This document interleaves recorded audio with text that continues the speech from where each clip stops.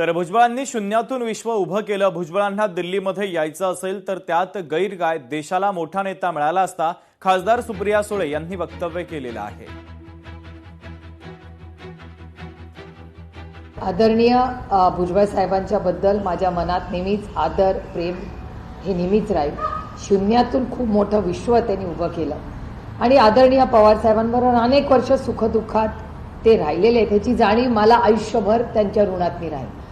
अर्थातच तुम्हाला जर वाटत असतं ते दुखावले असतील तर ह्याची मला खरंच काय माहिती नाही, पण ज्या आयुष्याच्या टप्प्यावर आदरणीय माननीय भुजबळ साहेब आहेत, त्यांनी जो एवढा मोठा त्याग केलाय, कष्ट केले, त्याच्यानंतर त्यांना जर दिल्लीला यायचं असेल तर त्याच्यात गैर काय. भारताला एक मोठा नेता जो खरं मिळू शकला असता. पार्लमेंटमध्ये त्यांची उत्तम भाषा करायची पद्धत, त्यांची भाषणं, त्यांचे विचार, पण ते अर्थातच दिल्लीमध्ये आले असते तर देशामध्ये एक मोठं नेतृत्व उभं राहिलं असतं.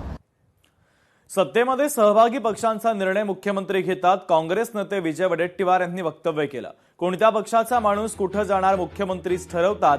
राष्ट्रवादीच्या राज्यसभेच्या उमेदवारीवर वडेट्टीवार यांनी आता वक्तव्य केलंय. छगन भुजबळ आता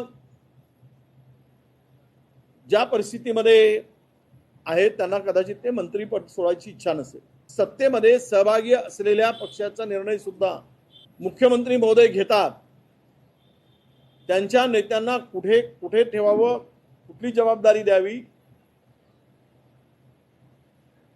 कोणाला कुठे पाठवावं,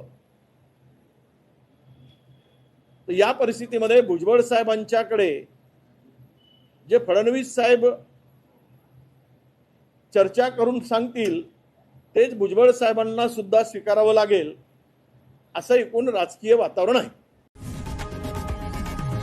लोकशाही मराठी ऐका, पहा, जागरूक रहा.